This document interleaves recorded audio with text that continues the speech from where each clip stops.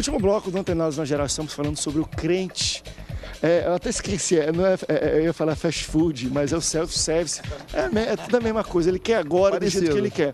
Deixa eu levantar uma característica, e eu não sei se você está nos assistindo, você se enquadra dentro dela. Se você se enquadra, é preocupante, um pouco preocupante pelo menos. Por exemplo, eu vejo uma característica do crente self-service, é aquele que ele cresceu numa igreja, ele está numa igreja, amém, glória a Deus, aleluia, não sei o quê. Mas aí de vez em quando, domingo, não vou aqui porque aquela outra igreja, ela está numa campanha de alcançar a chave da casa própria ou de qualquer outra coisa.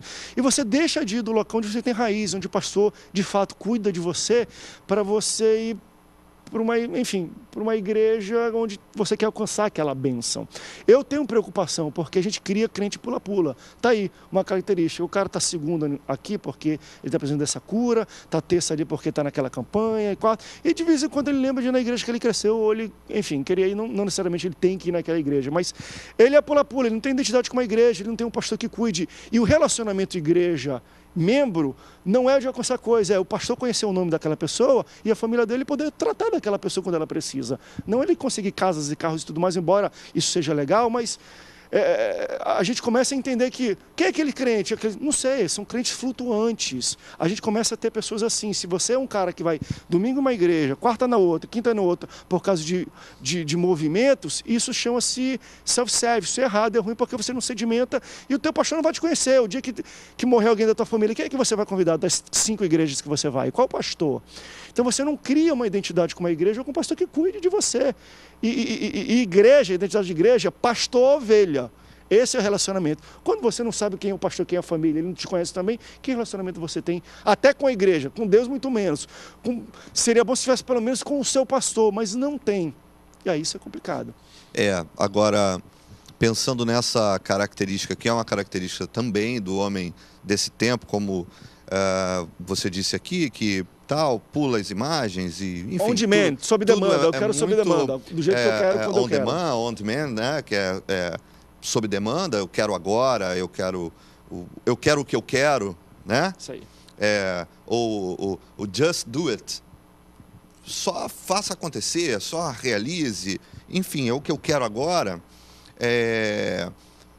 Como a gente estava falando, para mim, a grande crítica a ser feita, tanto, e aí me colocando como homem desse tempo também, não me eximindo da própria crítica, é que, gente, a gente precisa assumir o que de fato a gente quer. E aonde a gente acha o evangelho nisso tudo? A gente não acha, porque o evangelho é uma proposta de vida que ela não vai ser marketing. Porque como meu mano aqui disse, o grande marketing é vida transformada. Só que vida transformada, ela não se transforma para fazer marketing.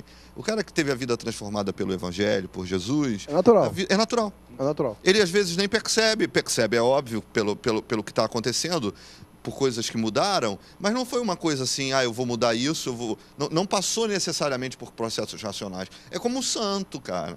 Às vezes a gente cria um estigma, né? Um enquadramento, ser santo é ser assim. E eu penso, olhando para a palavra de Deus, olhando para o Novo Testamento, que aquele que é santo, ele simplesmente é. Ele é. Quem percebe são os outros. Jesus, o próprio profeta, dizia que não haveria nada nele que fosse, por aparência, atraente. Mas quando ouviam falar, o testemunho era: ele não fala como falam escribas e fariseus, fala com autoridade. João 15 é muito claro. Diz que ele é a videira e nós somos os ramos. E os ramos ligados à videira, elas vão e dão muitos frutos. Esse é o marketing, esse é o sintoma, essa é a amostra da transformação.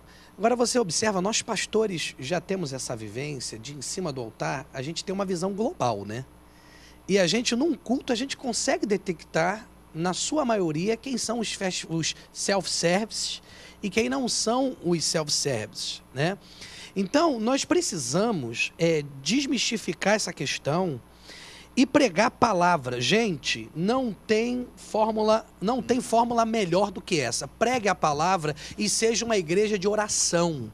Se você for uma igreja de oração, uma igreja de palavra, André, eu tenho aprendido muito ultimamente a ser menos ansioso e confiar mais. Como diz lá o Salmo 118, né? Os que confiam no Senhor são como os montes de Sião, que não se abalam, mas permanecem para sempre. As pessoas estão muito ansiosas.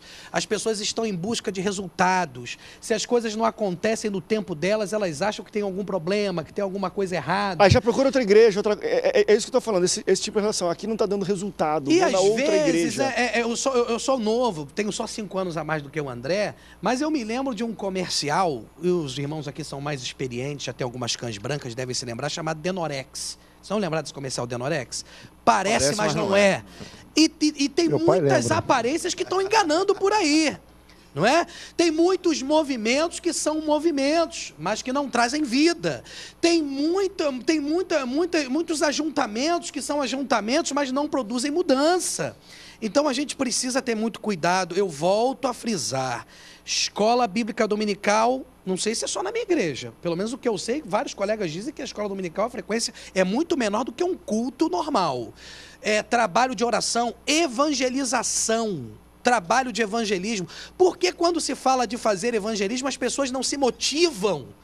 Mas quando se fala de um movimento, de um canta não sei o quê, de um canta não sei o quê, as pessoas se mobilizam, trocam turno de trabalho, fazem um escarcéu para poder estar presente. Que padrão de igreja que nós estamos vivendo hoje em dia, pastores? Mas onde estão os culpados? Também. Não, nós temos que analisar. Em cima do púlpito também os culpados. Em cima embaixo, aquele que está falando. Alguém criou essa cultura. Alguém criou essa cultura. É verdade. Agora, o pastor falou ali sobre os Estados Unidos. A escola bíblica dominical, ela, quando foi criada na sua origem, ela foi criada para evangelizar. Evangelizar as crianças, se você puder perceber, a organização Embaixadores do Rei, ela surgiu na liderança de uma mulher nos Estados Unidos. E detalhe, hoje o líder de Embaixadores do Rei, um garoto tipo de escoteiro, tem que ser homem. Vamos pensar o seguinte, era o objetivo de pegar os garotos e ensinar missões para eles. A EBD era para evangelizar. Agora, existe uma cultura diferente. Por exemplo, nos Estados Unidos, de manhã, a igreja está hiperlotada, mas também nós temos que entender a diferença da visão evangelística e da visão religiosa. Se você for em uma igreja católica no Brasil, de manhã você vai perceber que de manhã ela também está lotada. E o Brasil, apesar de ser um país laico, mas ele, entre aspas, é conhecido como um país católico. E os Estados Unidos como um país protestante. Então, a questão toda, a culpa e a responsabilidade, eu vou dizer aonde estão. Está lá no púlpito da igreja. Porque a maioria desses homens, concordando com o pastor aqui, eles com o interesse de aumentar o número, e detalhe, pescar no aquário. Irmãos, eu vou falar aqui uma coisa interessante, André. Acontece o que você falou aí, o cara não alcançou lá na igreja dele, ele vem lá para a nossa igreja. Ele faz um elogio mentiroso, eu venho aqui porque aqui tem filé mignon. Aí tem um detalhe, aí o pastor iludido com isso, apresenta ele. Gente, eu vou falar aqui para vocês, qualquer crente de qualquer igreja que vier na minha igreja, domingo à noite, eu não apresento, o lugar dele é na igreja dele. Concordo. Eu não apresento. Se eu sei, vão vários. Muitos vão me ouvir, eles sabem que eu faço isso. Eu não apresento. Ele veio da Assembleia de Deus, veio da Batista, veio da Presbiteriana, é domingo à noite. Eu não apresento. Os visitantes ficam em pé, eu não falo o nome. Agora, um dia, outro dia diferente, quando tem uma outra programação, até você cita. Então, onde está a culpa? Quem é que cria tudo isso? Quem perpetua é o que você falou, é aquela questão, o André falou algo muito interessante. O cara se veste de branco, porque o país é um país místico. Cola rápido. Eu quero ver essa cultura colar lá no sul dos Estados Unidos. Não cola, já tentou. Aquela cultura do G12, eu respeito quem está nela, isso é uma questão. Só que isso não se planta em qualquer país. Por quê? Porque isso não atrai. O Brasil é isso, o cara se veste de branco, todo mundo vai, sabe por causa de quê? O cara gosta de falar assim, toda terça-feira tem um anjo, ele passa por lá. E é bom você ir preparado, porque a igreja lotou, vamos fazer lotar a nossa. O interesse não é muito... O que a gente está fazendo? É a motivação, né? Na verdade... E o pastor, ele tem uma baixa estima quando a igreja dele não está cheia. E aí ele começa a pensar em opções. Não, mas é isso que eu ia entrar. A gente está só com 2 minutos. Por que self-service também? Quando, afinal, na hora do almoço, a gente tem que comer rápido e tudo, o que lota é restaurante self-service. Então, também é da visão do pastor. Aqui é uma igreja que eu quero que lote ou uma igreja que eu quero membros. Isso porque aí. se todo culto fala, cadê os visitantes? E mais de 60% da igreja se levantar e você só tem visitante, eu, pessoalmente, ou você é uma igreja que está evangelizando muito, ou é uma igreja que tem muita gente flutuante, tem muito oba-oba e as pessoas não se firmam. Tem que começar a ver esse negócio, porque igreja é lugar de ovelha e é lugar de pessoas criarem raízes. Então, características de crente self-service é aquele que pula de um lugar para o outro. Características de igreja que tem um cardápio self-service é aquela que todo culto, 70%, 50% eles são visitantes. Ou, a não ser que você esteja evangelizando muito, muita gente está visitando, ou muita gente vai para ver o que é, recebe, glória a Deus, aleluia, vou voltar, está tudo bem, não cria, porque eu acho que a motivação, se Deus muda, de fato, se Deus prospera, ou se Deus se cala, o cara tem que ficar ali, tem que aprender, é o local dele aprender. Pastores, obrigado, tem 30 segundos, eu queria falar tão mais sobre esse tema, vamos dar continuidade. Um próximo convite aí para a gente continuar falando, que acho que teve muita coisa que a gente deixou de fora quanto a isso. Pastor, obrigado pela sua presença hoje no Antenados na Geral. Amém, obrigado. Sempre um prazer estar aqui compartilhando com os irmãos. Pastor Douglas, obrigado pela sua presença aqui no Antenados. Eu te agradeço também pelo convite e quem quiser se alimentar da palavra de Deus, eu acredito que os pastores que estão aqui presentes, eles são pessoas comprometidas. Boa comida tem aí. Tem boa comida. Pastor Fábio, obrigado pela sua presença no Antenados. Obrigado pelo convite, meu mano.